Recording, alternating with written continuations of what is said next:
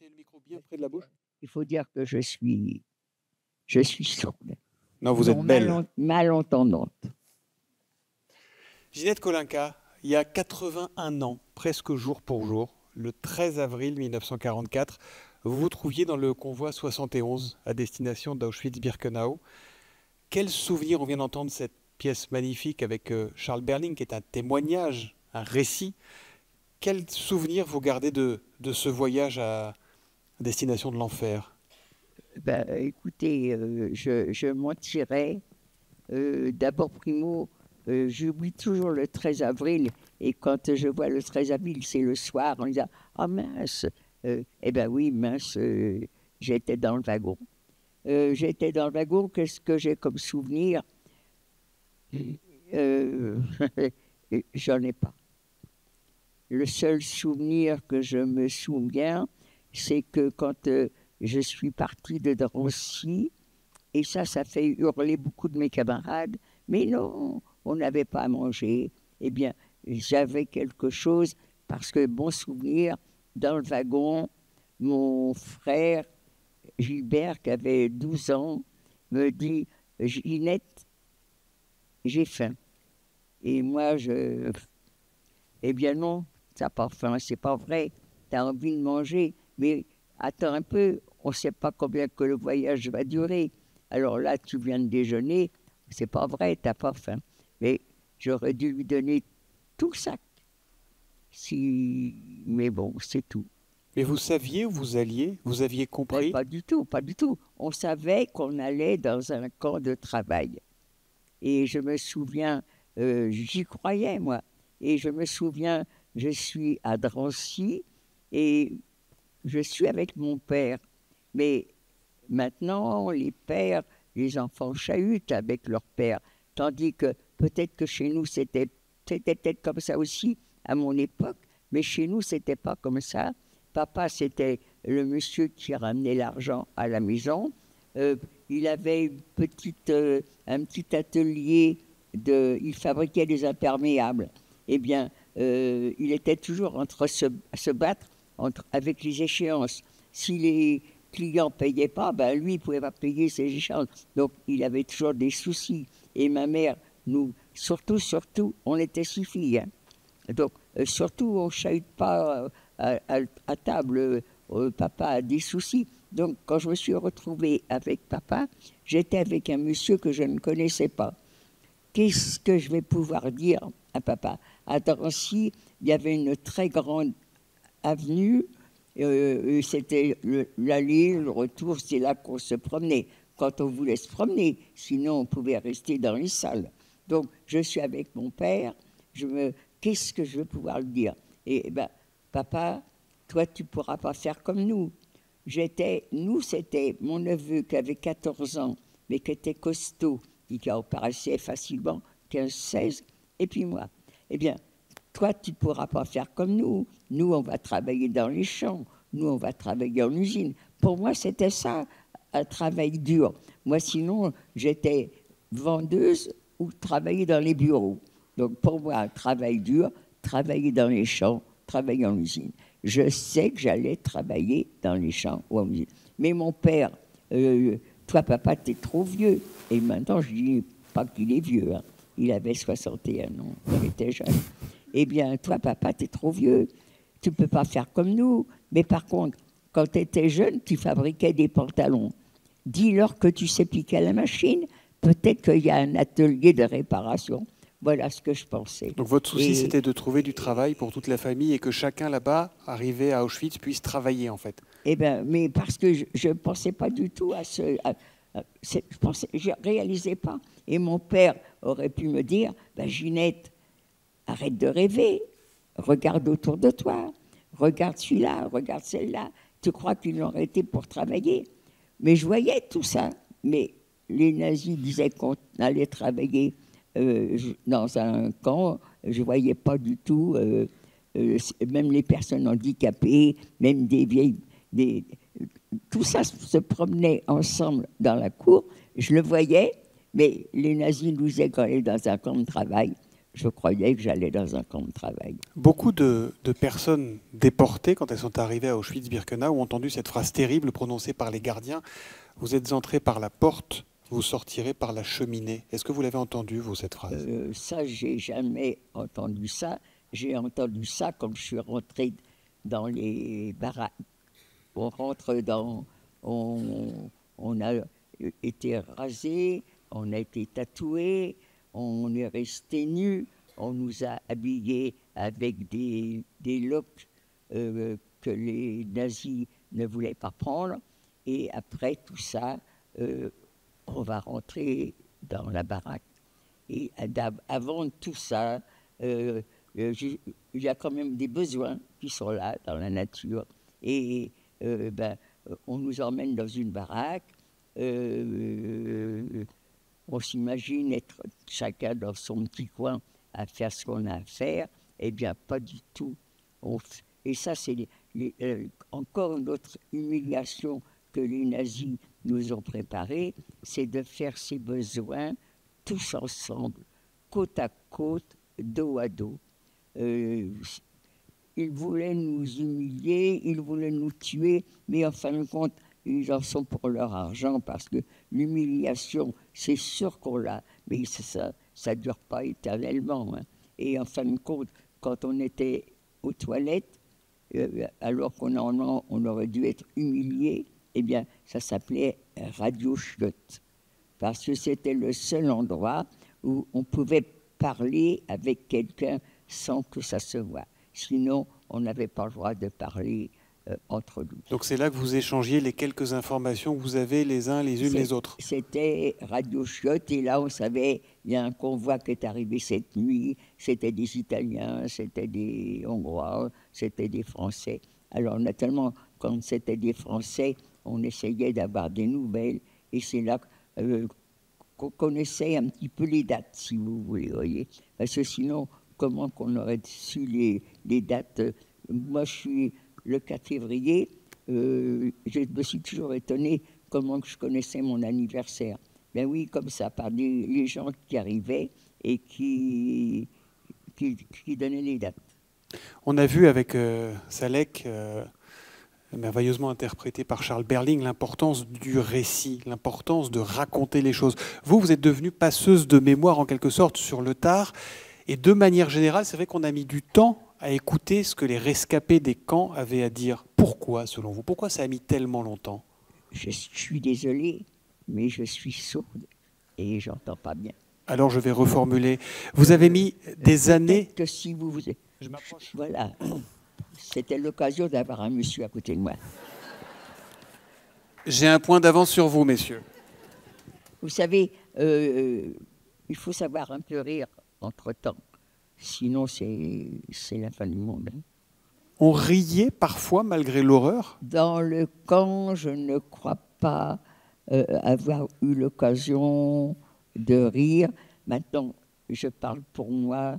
Peut-être que d'autres camarades entre elles riaient, mais moi, je ne me rappelle pas parce que j'étais obsédée par de savoir qu'en disant à mon père et à mon frère de tout de suite, à la descente des wagons, les nazis, les officiers, les personnes qui sont malades, les personnes qui sont fatiguées, les personnes... vous n'êtes pas dans le camp, il va falloir marcher, et ça va être pénible à travers champs.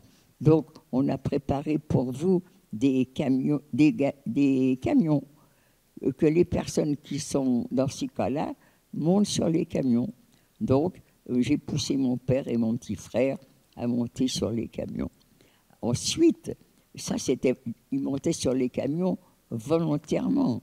Mais après, il y avait, pour ceux qui voulaient marcher, mais ces messieurs savaient très bien qu'ils n'étaient pas en état de travailler, parce que les nazis voulaient bien que les Juifs restent en vie, à condition qu'ils puissent travailler. Et déjà, pour eux, travailler, ils avaient un critère, 15 ans, 45 ans. Donc, on n'avait pas de carte d'identité avec nous, c'était l'apparence. Donc, eh bien, mon père avait 61 ans, mon frère avait 12 ans, donc c'était pas possible. De toute façon, il ne serait pas été au travail, mais moi, c'est moi qui leur ai dit, et j'ai toujours eu ce remords. Je pensais que mon neveu, Jojo, Georges Marcoux, qui avait 15 ans, qui avait 14 ans, pardon, excusez, ne serait pas rentré. Je croyais qu'il serait avec son grand-père. Il avait 14 ans, donc il est parti en fumée aussi. Eh bien, lui, pas du tout. Pas mal de temps après, j'ai eu l'occasion de rencontrer une cousine. Elle était là depuis 1 an. Moi, je ne l'ai pas reconnue parce qu'en 1 an, on change. Par contre, elle m'a reconnue parce que c'était à peine que je venais d'arriver. Et elle a pu me glisser. Jojo va bien, je l'ai rencontré. Donc, je pensais que mon neveu était vivant. Moi, c'était en janvier qu'elle m'avait raconté ça. Et moi, je suis rentrée, j'ai eu la chance de rentrer. Mais hélas, mon neveu n'a pas eu cette chance. Alors, quand est-ce qu'il est mort Alors, je l'ai appris. Je l'ai appris il y a quelques années. Un écrivain, non, comment on appelle ceux qui tiennent les journaux? Un journaliste. Hein? Un journaliste. Un journaliste, un historien, pardon. Un historien allemand m'envoie un petit carnet. Ils ont trouvé ça dans une petite ville qui s'appelle Liberos, en Allemagne. Ils ont trouvé un petit carnet. On voit des jeunes autour d'une table et on voit bonne année 45. Donc, mon neveu était vivant en janvier 45 parce qu'il y a les dessins et il y a le nom aussi de ces 10 jeunes qui sont autour de cette table. Et mon neveu s'appelle Georges Marcoux, il y a le nom de Georges Marcoux. Donc Georges Marcoux était vivant en janvier 45, il n'est pas rentré, je pensais qu'il avait fait la marche de la mort. Et il y a quelques années encore, j'apprends à Liberos, des gens ont acheté du terrain, ils commencent à creuser les fondations et ils tombent sur une fosse commune et il y a une trace de 10 squelettes de jeunes, parce que maintenant, on peut savoir les âges. Et 10 squelettes de jeunes, ça correspond tout à fait aux 10 noms qui étaient sur ce petit carnet. Par contre, ces jeunes sont tous morts d'une balle dans la tête. Donc, ils ont été exécutés. Donc, ils ont été tués vraiment à la fin de la guerre par les nazis. Et on voit qu'il vous a fallu reconstituer cette histoire bribe par bribe. La question que je vous posais, Ginette, c'est oui. Vous avez mis longtemps avant de raconter, comme beaucoup de ceux et celles qui sont rentrés. Oui. Pourquoi pendant longtemps vous êtes restée muette? Je suis toute seule à être rentrée de toute la famille, les cousins, et je vais raconter ce que j'ai vécu, alors que les autres, à part mon père et mon frère, je sais comment ils sont morts. Les autres, on ne sait pas. Comment sont-ils morts? On les a jetés dans les chambres à gaz. Est-ce qu'ils sont morts sous le coup des capots? Est-ce qu'ils sont morts... Et pourquoi raconter tout ça à la famille? Moi, je vais raconter tout ce que j'ai vécu, tout ce que j'ai pris. C'était pas possible. Donc, je ne l'ai pas fait. Simone Veil a eu cette phrase « Si nous n'avons pas parlé, c'est parce que l'on n'a pas voulu nous écouter. Parce que ce qui est insupportable, c'est de parler et de ne pas être entendu. » Je n'ai jamais pensé une chose pareille. Si j'avais parlé, c'était parce que ça m'aurait fait plaisir de parler à mes familles. Plaisir, c'est peut-être pas le mot, mais enfin bon, si j'avais voulu parler, j'aurais parlé à ma famille sans penser un seul instant qu'ils n'auraient pas cru ce que j'avais raconté. Maintenant, attention, il y a croire parce que c'est faux, et puis croire parce que c'est impensable. Oui, celle-là encore, ça fait deux. Parce que, en effet, c'est vraiment impensable ce que les nazis nous ont fait subir. Même si vous lisez tout ce que vous voulez, même si vous écoutez tout ce que vous voulez, il n'y a pas assez de vocabulaire pour, pour décrire, pas spécialement en coups, mais en humiliation, voilà. En inhumanité. En inhumanité. Voilà. Ouais. Vous êtes aujourd'hui une des dernières personnes qui peut témoigner de cette époque. Est-ce que ça vous donne une responsabilité? Est-ce que vous vous sentez chargé d'une mission, notamment auprès des jeunes? Mission, c'est un grand mot. Mais ce que je veux dire auprès des jeunes, pour leur faire comprendre que tout ce qui est arrivé, et je le comprends il n'y a pas tellement longtemps, hein, c'est que la haine de Hitler était tellement forte envers les Juifs que rien, il a étudié tout ce qu'il pouvait faire pour nous éliminer, pour nous humilier. Eh bien, je dis aux enfants, attention, dès que vous dites celui-là, j'aime, attention, c'est un pied dans Auschwitz. On n'est pas obligé d'aimer tout le monde, mais on peut accepter, on doit accepter tout le monde. Et quand dans un établissement scolaire, je vois certains établissements où, je ne sais pas, moi, on voit il y a au moins 15, 20 personnalités différentes. Eh bien, ils sont ensemble, ils se fréquentent, et bien voilà, c'est ce qu'il faudra faire. Ils vous inquiètent ou ils vous donnent de l'espoir, ces jeunes, globalement? Les jeunes, ils vous inquiètent ou ils vous donnent de l'espoir? Je dirais presque qu'ils me donnent de l'espoir. Et quand je vois comment ils écoutent, je vois les questions qu'ils me posent, oui, on a de l'espoir. Seulement, sur la quantité, il y aura peut-être quelques têtes brûlées, peut-être que déchets. Et ce que j'ai peur, c'est que ces jeunes qui m'écoutent et qui ont l'air d'être d'accord avec moi, quand ils vont devenir adultes, ils vont rencontrer des gens qui vont peut-être parler de façon différente, de façon plus convaincante que moi, et puis ils vont les suivre dans leurs idées. C'est ça qui m'inquiéterait. La Shoah, pendant des décennies, n'était pas un sujet de discussion, Ginette Kolinka. Ce n'était pas un sujet de débat, c'était un fait historique, point. Aujourd'hui, elle l'est devenue. Comment vous l'expliquez? Comment vous l'expliquez qu'aujourd'hui, certaines personnes, y compris dans le débat public, relativisent? J'ai jamais aimé le mot Shoah. Je ne savais pas ce que ça voulait dire, et en fin de compte, en hébreu, ça veut dire un cataclysme.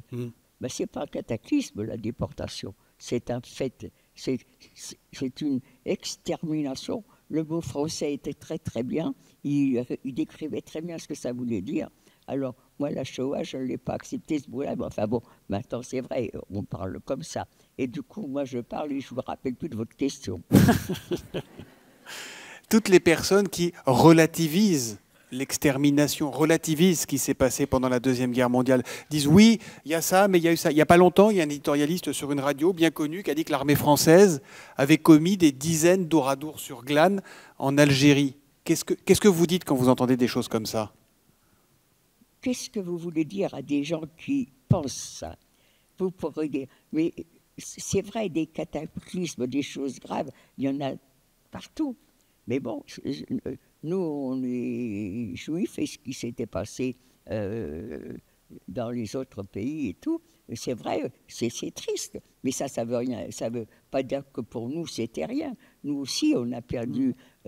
D'ailleurs, maintenant, je veux presque dire que je ne m'apitoie pas beaucoup sur les faits comme ça, parce que je compare toujours à nous. Oui, d'accord, vous avez raison, mais nous, ça a été comme ci, comme ça. On entend... Et par contre, on n'empêchera jamais les gens, les négationnistes, de penser. Pour l'instant, ils sont muselés, mais quand il n'y aura plus de survivants, et ça vient vite, hein, eh bien, c'est justement, je demande aux jeunes, c'est à eux de nous défendre et de dire, moi j'ai vu quelqu'un qui, voilà, et vous aussi, vous avez vu quelqu'un qui a vécu ce qu'on raconte. Et nous. Ce qu'on raconte, c'est rien à côté de la réalité. Et ce sont des mots qu'il ne faudra pas oublier, évidemment. Il y a aujourd'hui en France une résurgence de l'antisémitisme. En 2025, les Juifs sont parfois obligés de se cacher, de masquer leur nom sur une boîte aux lettres. Est-ce qu'il y a une comparaison avec ce que vous avez connu jeune? Moi, je n'ai pas connu ça.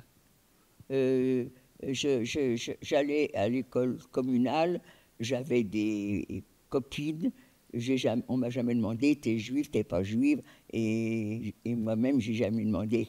On ne se posait pas de questions. On était copines, il y avait des juifs, il y en avait des pas, des non-juifs, il y avait des catholiques,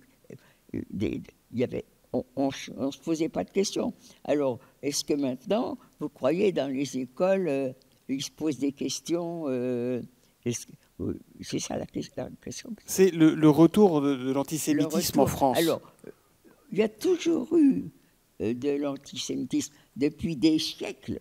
Je ne sais pas pourquoi. Remarquez qu'on devrait être fiers. On n'est pas beaucoup et on parle toujours de nous. Mais en réalité, l'antisémitisme est toujours là. On n'empêchera pas. Et ce que j'aimerais, c'est rencontrer un monsieur antisémite et lui demander pourquoi. Y a-t-il un antisémite dans la salle? Eh bien, non, vous riez, mais j'ai demandé ça. J'étais au mémorial, j'étais comme ça, et il y avait devant moi, au premier rang, je vois un petit jeune qui avait envie. Toi, je te vois. Tu veux? Oui, ben oui, parce que ce sont. Mais ça fait rien. Je t'ai pas demandé si c'était tes parents. J'ai demandé si tu connaissais. Est-ce que tu connais? Ah ben oui, alors. Eh ben alors, moi, ça m'intéresse. Dis-moi, qui sont-ils? Ben, ce sont mes grands-parents. Ah bon? Et est-ce que tu sais pourquoi? Ah ben oui. Eh ben, dis-moi pourquoi ça m'intéresse. Parce que vous êtes partout. Parce que vous êtes riche, parce que au cinéma c'est vous, au théâtre c'est vous. Ben écoute, moi je ne sais pas comment, je vois nulle part marqué sur le front des gens juifs, juifs, juifs. Moi je ne le vois pas.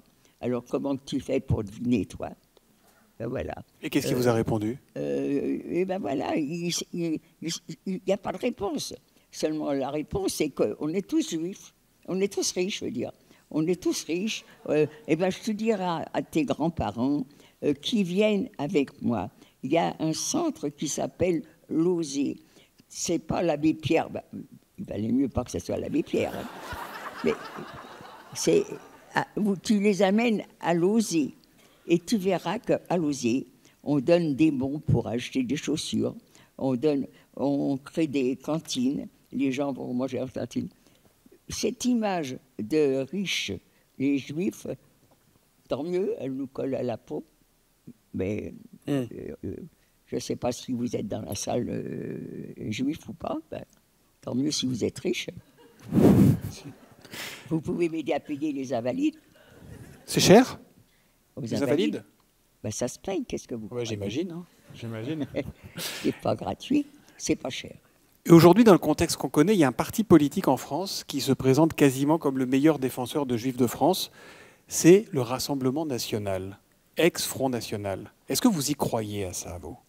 Alors, moi, ça me fait peur, ce titre de Front national. Parce que quand je ne m'occupais pas de politique quand j'étais plus jeune, mais le Front national, c'était vraiment l'extrême droite. Alors là, qu'est-ce que c'est que le Front national? Maintenant, c'est le Rassemblement national. Qu'est-ce que ça veut dire? Il faudra leur demander.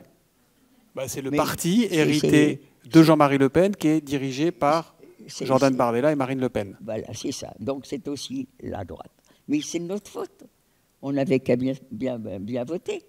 On a eu peur de voter parce que, alors, ben voilà, on a voté du mauvais côté. On paye.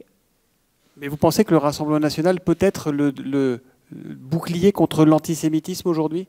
Mais tout le monde a lutté contre l'antisémitisme. Oui. Mais ils le promettent tous. Hein.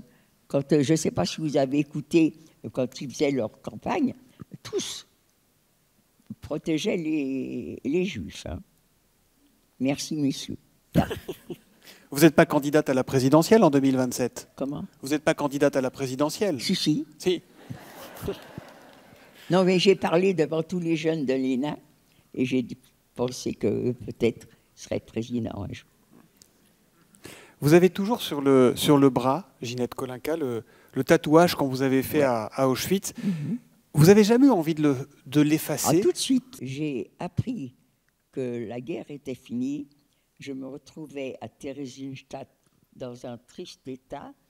La première chose que j'ai pensée, je suis en très très mauvais état, ça veut dire qu'on va m'opérer très certainement, et je dirais au chirurgien, pendant que je suis endormie, enlevez mon numéro s'il vous plaît. Pas parce que j'ai honte d'avoir un numéro qui prouve que j'ai été déportée. Je ne voulais qu'il reste aucune preuve qui me rappelle que j'avais été déportée.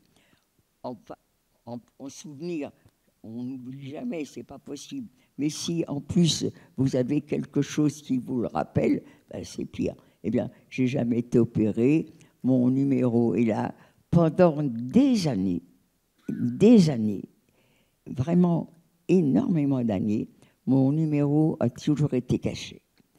Jamais les bras nus, comme vous voyez là. L'hiver, on n'en parle pas, mais l'été, toujours un petit pansement qui cachait mon numéro. La première fois que j'ai montré mon numéro sans le vouloir, j'avais choisi de faire comme métier les marchés. C'était au printemps, j'ai une blouse pour protéger mes vêtements en dessous et je rends la monnaie à une cliente et elle aperçoit quelques chiffres. Ah ben alors, vous avez tellement peur d'oublier votre numéro de téléphone. Mais moi, je pensais que tout le monde, pour moi, tout le monde était au courant de ce qui s'était passé en 1944. Pour moi, tout le monde était au courant. J'aurais jamais cru que des gens ne savaient pas. Eh bien, c'était en quelle année, ça, le marché, l'histoire du marché? Comment? C'était en quelle année, l'histoire du marché? La dame qui pense que c'est votre téléphone? C'était en quelle année? Ben ça, je ne me rappelle plus. Hein. Ben ça, j'ai repris le travail, je ne me souviens même plus. Hein. Mais c'était bien après mon retour. Hein. Et ben, du coup, après, j'ai laissé toujours mon numéro à l'air. Jamais, pas une seule fois, quelqu'un m'a dit « Ah, je vois que vous avez un numéro, vous avez été dans les camps. » Où les gens n'osent pas, où les gens ne savent pas. Je crois qu'aussi, il y en a qui ne savent pas ce que ça veut dire. Alors maintenant, naturellement, vous avez des gens qui se font tatouer des dessins. Bon, ben moi, je suis original, j'ai fait tatouer un numéro. On va prendre quelques questions dans la salle, si vous en avez pour Ginette Kolinka. Peut-être lever la main. Ouais, première question. Je ne sais pas si c'est... Hop, bon, je vais faire le... Parler bien fort. Il faut des économies de lumière. Bien, bonsoir madame, merci pour votre témoignage. Vous avez parlé de l'impuissance des récits à rendre compte de ce qu'il s'est passé. Je ne sais pas si vous avez déjà eu l'occasion de parler à une comédienne qui voudrait interpréter votre vie de votre naissance à aujourd'hui. Est-ce que vous auriez des conseils ou un témoignage à lui donner d'un intime qui serait invisible aujourd'hui et qui lui permettrait de jouer votre vie le plus justement possible, et des éléments qu'elle ne trouverait pas dans un récit historique ou même dans un récit écrit? Qu'est-ce qu'on ne voit pas en vous qui pourtant est la preuve de votre vie de manière générale? C'est une question. Oui, c'est une question. Alors, je vais essayer de la résumer. Vous me dites si je me trompe. Bon, déjà, est-ce que vous aimeriez que votre vie soit adaptée sur scène? Que quelqu'un raconte votre histoire sur scène? J'ai bon pour le début? C'est fait? C'est fait par un petit enfin, j'ai dit assez, elle est toute seule sur scène et elle joue mon rôle. D'accord. Mais bon, qu'est-ce qu'on pourrait jouer alors, celle qui joue mon rôle, je me souviens, j'avais été le voir, alors, à un moment donné, elle se jetait par terre.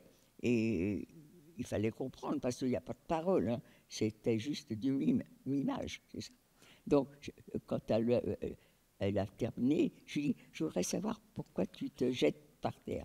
Ben, c'est parce que quand on vous frappait, ah ben, il fallait savoir, hein, il fallait comprendre. Du coup, maintenant, elle ne se jette pas par terre. Non, mon rôle, des pièces de théâtre, ça pourrait se faire, hein. Pourquoi pas? Et qu'est-ce que vous n'avez pas dit? Parce qu'il y avait aussi ça dans la question. Qu'est-ce qu'on ne connaît pas de vous? Parce que vous racontez, vous transmettez. Ce qu'on ne connaît pas de moi, j'en sais rien. Moi, je cache J'ai essayé. rien. Hein. Je joue pas ceux qui sont intellectuels. J'ai quand même mon certificat d'études, hein, et avec mention. Bravo. Et je peux le montrer. Mais sinon, on va vérifier. Hein. Ah bah si, j'ai quand même 2 bacs. Mais ils sont dans ma cuisine. Je les ai achetés. Est-ce qu'il y a une autre... J'ai pas d'instruction. Quand je parle, c'est avec mes mots, avec mes paroles. Si je m'exprime bien, ben, tant mieux. Si vous trouvez que je m'exprime pas tellement bien, m'écoutez pas. Voilà. Si je crois qu'on vous écoute et qu'on a pas mal de choses à vous dire. Ce que j'aime bien, c'est qu'on me... Qu'est-ce que vous voulez que je raconte? Si je commence à vous raconter mon histoire, il y en a déjà pour au moins de plus de 2 heures. Et puis après, il y a les questions. Donc vous êtes là au moins jusqu'à 3 heures du matin. Il n'y a pas de problème. Il n'y a pas de problème. Est-ce qu'il y a encore une question pour Madame Kolinka? Est-ce que vous avez des questions? C'est bien les questions. Allez-y. En répondant, eh bien, vous connaissez un peu l'histoire. Merci. Bonsoir. Je voulais savoir à quel moment vous avez transmis votre histoire à votre fils, ou à quel moment l'a-t-il comprise? Alors, je me souviens qu'il avait raconté l'histoire du tatouage. Il pensait que beaucoup de mamans avaient ce même tatouage. Mais à quel moment avez-vous pu lui raconter, ou à quel moment a-t-il su? Merci, madame. Je réponds. Bah ouais. Oui, eh bien, mon fils, il avait 4-5 ans. Mon numéro sur le doigt, ça l'intrigue. Je ne vais pas raconter à un petit de cet âge-là. Quand tu seras plus grand, je te raconterai ce qui s'est passé. Il y a eu la guerre et il y a des gens qui ne m'aimaient pas. Et puis ça s'est arrêté là. Et puis il a été plus grand et il voyait qu'à la maison, il y avait plein de livres sur Auschwitz, tout ça. Et puis à l'école, il apprenait aussi qu'il y avait eu quelque chose pendant cette période. Donc, il n'a pas eu à me poser de questions. Et puis, quand il y a 4-5 ans, alors que jamais il m'avait parlé sur « t'as été déporté », non, jamais, il ne me posait pas de questions. Et il y a 4-5 ans, d'un seul coup, il décide à la Toussaint, « Maman, on est tous là, c'est-à-dire mes petits-fils et arrière-petits-fils, eh bien, on t'emmène, tu viens, on va avec toi à Auschwitz. » Mais moi, je ne pensais pas qu'on allait comme ça à Auschwitz. Moi, je disais, mais attends, le mémorial prépare les voyages bien longtemps à l'avance. Il n'y a pas de place comme ça pour un groupe. Mais non, non, non, on y va tout seul. Et c'est vrai que ma belle-fille a organisé le voyage d'une façon parfaite. Ça a été très bien. Et alors, par contre, je n'ai pas un caractère à m'inquiéter à l'avance. Donc, on verra bien ce qui se passera. Et quand on est dans le camp, comment que je vais pouvoir... J'étais gênée. Moi, je ne veux pas qu'on s'apitoie sur moi. Alors, eh bien, ça s'est passé très, très calmement. J'ai fait le guide. Ils n'ont pas voulu voir des choses qui ne l'intéressaient pas tellement. Et par contre, quand ils ont vu les endroits où on faisait nos besoins, quand ils ont vu je ne sais pas si vous avez déjà été, mais pour faire ses besoins, ces messieurs, les nazis, avaient préparé un grand meuble percé de trous et on faisait nos besoins tous ensemble, côte à côte, dos à dos. Ça, c'était la première humiliation. Non, la première humiliation, ça a été la nudité. Ils nous ont obligés, en arrivant, de nous mettre nus. Pour moi, ça a été affreux, cette nudité. Et puis après, on nous a rasés, après, on nous a habillés d'une façon affreuse, parce que les Juifs n'avaient pas le droit aux vêtements rayés. Les vêtements rayés, c'est pour les déportés politiques. Et les Juifs, on ne leur met pas des vêtements qui coûtent à ce qu'on fabrique. Hein. Alors nous, on était habillés avec les vêtements que les Juifs ont pris quand on est venu les arrêter. Vous préparez quelques vêtements, vous en aurez besoin. Et donc les gens, il y en a qui ont pris ce qu'ils avaient de plus beau, d'autres ont pris ce qu'ils avaient de plus moche, et on s'est retrouvés à l'arrivée avec des vêtements. Alors, le commando, c'est un groupe de travail qui était chargé d'ouvrir les bagages. Eh bien, ça s'appelait le Canada. Eh bien, quand c'était bien, ils l'envoyaient en Allemagne. Et quand c'était moins bien, mais c'était quand même pas déchiré, mais c'était délavé, c'était des taches et tout. Eh bien, avec ça, on était habillés. Et donc tout ça, vous l'avez montré à votre fils, on n'a pas eu les à vos vêtements petits-enfants? rayés parce qu'on était juifs. C'est Richard Kolinka, votre fils? Richard, c'est mon fils, Ouais. Kolinka. Et quand lui, il a vu mon petit numéro, alors tout petit, ça l'a intrigué. Après, il y a quelque temps, ce qu'il a répondu, c'est qu'il croyait que toutes les mères étaient numérotées. Ben, moi, j'avais le numéro 78 599. Il y avait beaucoup de mères. Et vous ne trouvez pas que le groupe Téléphone s'est séparé un peu trop tôt quand même? Je fais plus l'article, puisque c'est terminé. Parce que c'est terminé. Encore une question pour Mme Kolinka? Sinon, Oui. avant, c'est sûr. Je glissais un mot pour téléphone.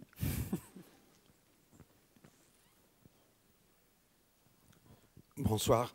Vous pensez que ça peut se reproduire?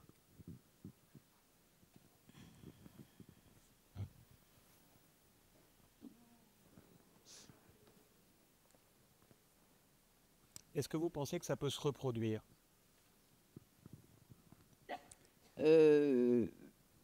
J'espère que non. Et j'espère que non. Mais je vous dis, en tout cas, pas se reproduire de la même façon. Je ne pense pas. Mais je ne suis pas divin. Je ne suis pas devin, j'en sais rien non plus. Hein. Et même, je vais vous dire franchement, je ne le vois pas, l'antisémitisme. Je suis juive, non pratiquante, peut-être que c'est pour ça, mais je ne prends pas toujours les réflexions qu'on me fait en disant c'est parce que je suis juive. Je n'y pense pas du tout. Je pense que, on fait des réflexions parce qu'on ne m'aime pas.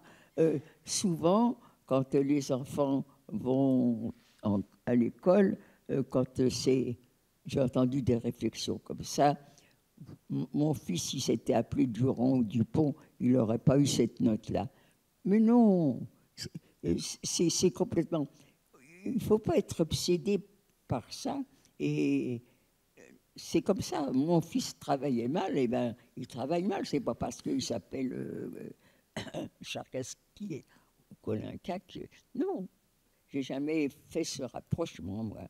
Et là encore maintenant, on m'aime pas. On a le droit de pas m'aimer. C'est pas pour ça que j'en veux à la personne qui m'aime pas. Elle me fréquente pas, puis on se fréquente pas, puis c'est tout. Vous êtes croyante? Non. Vous l'avez été? Oh non, je n'ai jamais été. Mais par contre, je ne critique pas du tout les personnes qui sont croyantes. au contraire, ça leur fait supporter plein de misère. Mais quand on a été dans les endroits comme j'ai été, comment peut-on être croyant? Et cependant, j'ai une amie, elle habitait à Reims, ils étaient 13 dans leur famille. Elle est rentrée toute seule dans le camp. Tous les autres ont été partis, malheureusement. Eh ben, alors, elle estime que si elle est vivante, c'est parce que Dieu l'a voulu. Ben, moi, je dis, si elle est vivante, elle a eu de la chance. Ben voilà. Moi, j'appelle la chance, elle appelle Dieu. Chacun appelle comme on veut. Hein. Est-ce qu'il y a encore des questions? Je vous préviens, c'est Bruce Springsteen, elle peut tenir jusqu'à 3 h du matin. Hein. Question peut-être? Oui, là-bas. Oui, pour elle.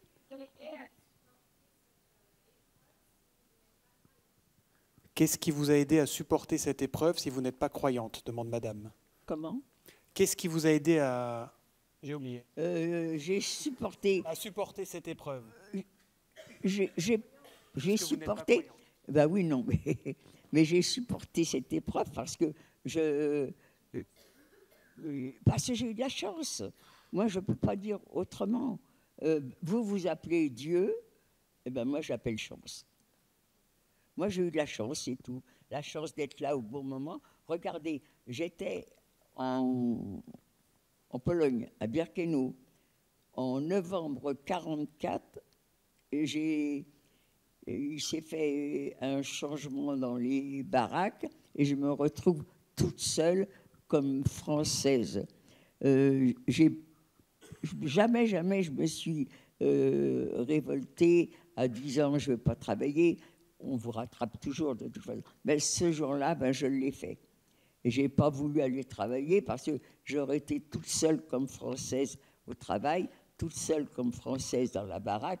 Et ben, je me cache. Je ne sais pas pourquoi, mais je ne l'ai pas fait. Je n'ai pas été travailler. On m'a rattrapée et j'ai été, du coup, on n'avait pas besoin de moi dans le travail. Donc, ce jour-là, tous ceux qui ne sont pas au travail doivent se retrouver à l'endroit où les trains arrivaient. Parce que moi, je suis arrivée en avril, on était sur la Judenrampe, c'est-à-dire en dehors du camp. C'est là que se faisait la première sélection. Mais ceux qui sont arrivés au mois de mai rentraient dans le camp. Les déportés comme moi, on a installé les rails qui menaient les trains jusqu'au milieu du camp. Donc, on a tous rendez-vous là. Naturellement, on pense tout de suite, ça y est, c'est quelque chose d'extraordinaire qui va se passer, ça va être la mort et tout. Ben non, il y avait un train qui avait amené des Hongroises, les wagons étaient ouverts et vides, ils nous ont fait monter dans les wagons et on est arrivé à Theresienstadt.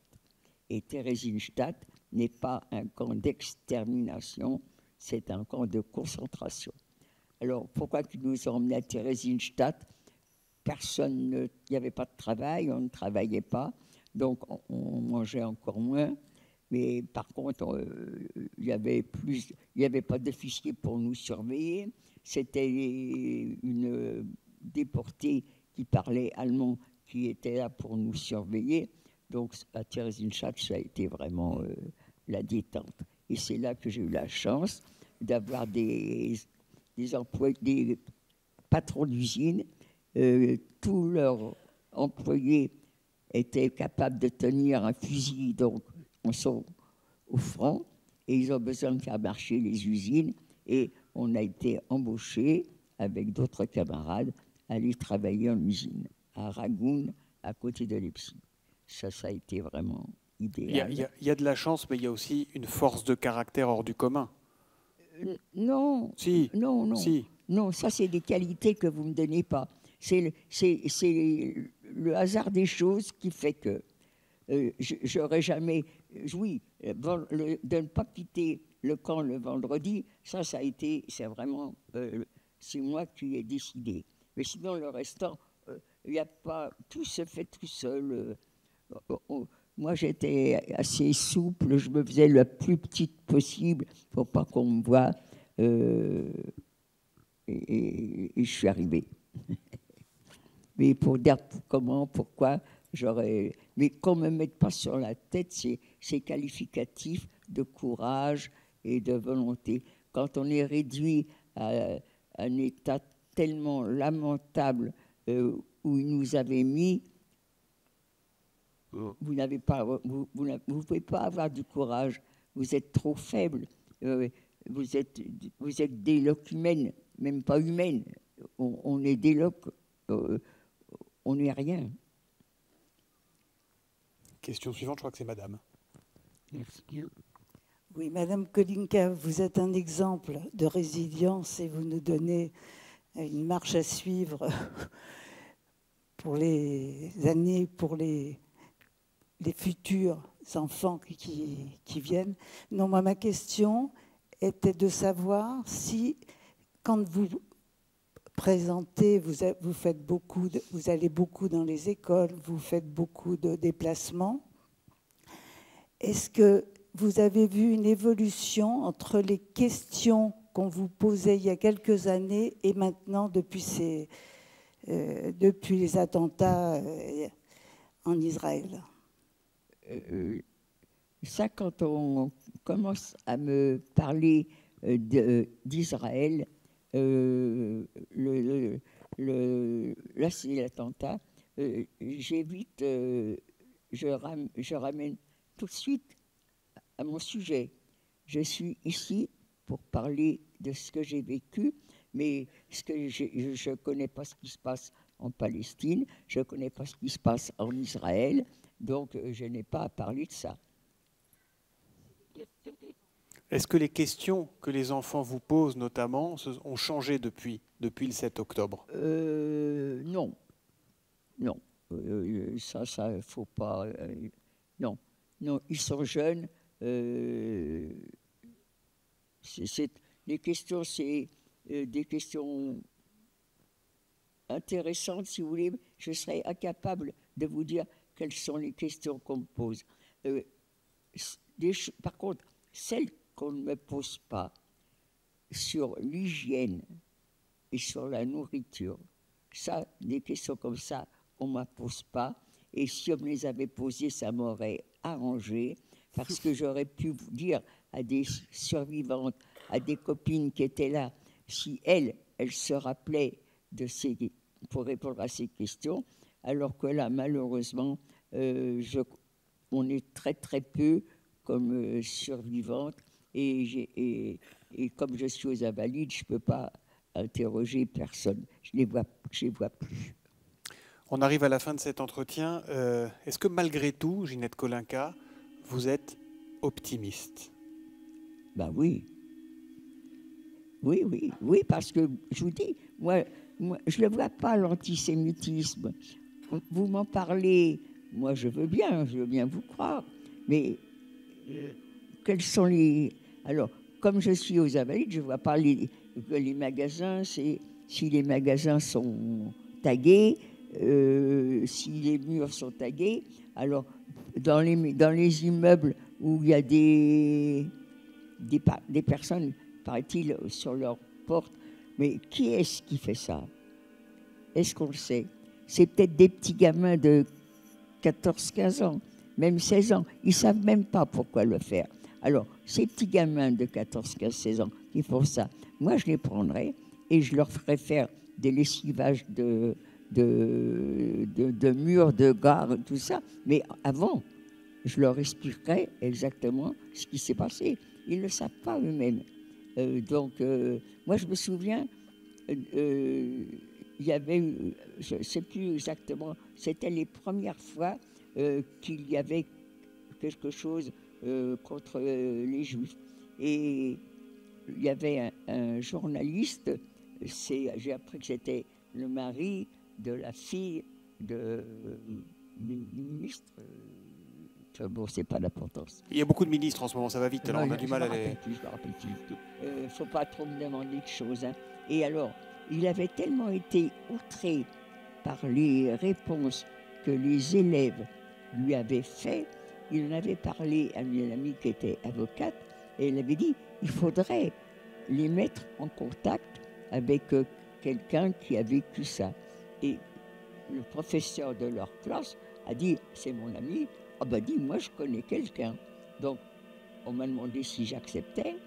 Je dis, il n'y a pas de raison, je mettrai un gilet pare-balles. Et puis, et j'ai vu arriver le dimanche 3 petits jeunes, je suis sûr qu'ils avaient acheté des costumes impeccables et tout. Eux, moi, je m'imaginais que c'était des voyous, et eux s'imaginaient, je ne sais pas quoi, qui j'étais. Ça fait qu'en fin de compte, on a très bien sympathisé et tout. Malheureusement, ça a été filmé, mais toujours des films comme ça, ils les passent à des heures impossibles. On fera passer le message. Mais ils le savent, je me plais toujours. Au final, Ginette Kolinka, vous l'avez aimé, votre vie? Ah ben oui. Écoutez, là, justement l'autre jour, j'ai dit, il faut absolument que je commence à écrire mes souvenirs, parce que pour mes ancêtres, non, pas pour les ancêtres, le contraire. Hein, c'est moi l'ancêtre. Et bien, donc, je dis, alors, il y aura plusieurs périodes. Eh bien, la période avant 44, mais j'étais une petite jeune fille heureuse. Même alors qu'il y avait la guerre, je ne réalisais pas. J'étais heureuse tout le temps. J'étais la plus jeune de la famille. On était 6 filles, donc j'ai toujours été chouchoutée.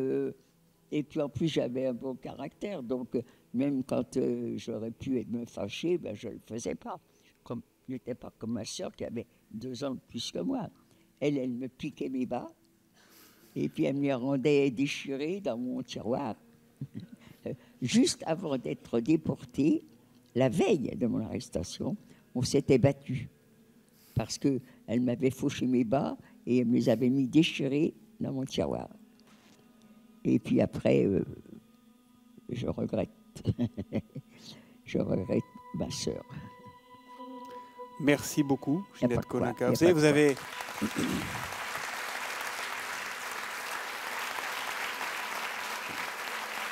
Vous savez, les souvenirs sur la déportation, c'est sûr qu'on en a. Mais comment voulez-vous qu'on raconte?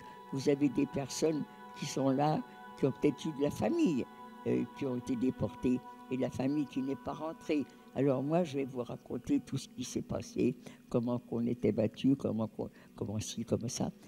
Bon, alors je donne quelques détails et ça s'arrête là. Est-ce que certainement que tout ce qu'on peut lire dessus sur cette période, je peux vous dire que c'est rien à côté de la réalité. Rien à côté de la réalité. Et tout ça, c'était pourquoi la haine. Alors moi, ça c'est mon cheval de bataille. Voilà où mène la haine. On ne peut pas aimer tout le monde, ça c'est pas possible, mais on doit accepter tout le monde. Que vous soyez juif, musulman, chrétien, que vous soyez blanc, noir, on a le droit de vivre. Alors, laissons-nous vivre à notre façon. Moi, si je suis juive et pratiquante, je ne sais pas trop ce que je fais, mais je le fais. Si le musulman est pratiquant, eh bien, pourquoi qu'il n'a pas le droit de faire suivre sa religion? Il peut le faire. Il faut accepter, voilà. Et si on acceptait tous de nos voisins, eh bien, ça serait formidable. Il y a la fête des voisins bientôt.